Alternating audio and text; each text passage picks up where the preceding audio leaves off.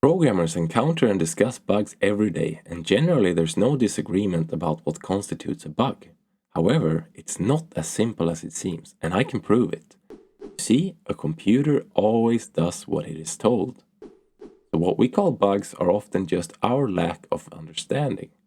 Let's examine a few categories of bugs: crashes, exceptions, undefined behavior, and unexpected results. We will question whether all bugs in these categories really should be called bugs, starting with the obvious one: crashes and panics. Are all program crashes unwanted and the result of a bug? Definitely not.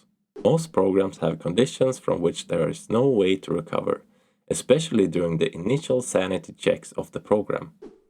We have to design our programs to panic if we can't reach a state needed for the program to function. The alternative would be a program in an infinite loop of not providing any value whatsoever, other than heat. Exceptions. Do we only throw exceptions to avoid bugs? Definitely not. Some programs throw exceptions to communicate a failed result of a function and continue code execution higher up the call stack. It's a control flow mechanism. A pretty bad one in my opinion, but still. Undefined behavior.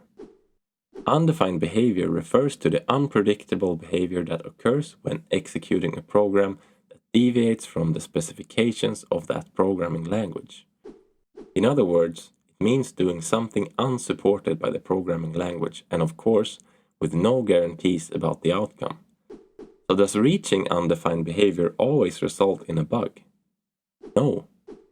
Sometimes we're fortunate with our safeguards, or the undefined behavior actually ended up being our desired behavior, by luck or by skill. Lastly, unexpected results. When the author of a program reads the code, they create a mental model of what will happen during code execution. However, they may misinterpret the code. We're all humans after all. In most cases, these misunderstandings can be classified as bugs.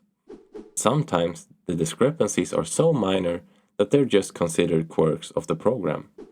We consider the same scenario from the perspective of a website user. The user interprets the website and forms their own mental model of how it should behave. This mental model may differ greatly from the author's. The user may claim that there are bugs, while the author insists everything is working as intended.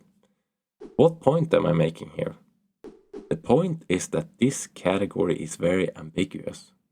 There are many different interpretations about the expected behavior of a program. So what is the takeaway?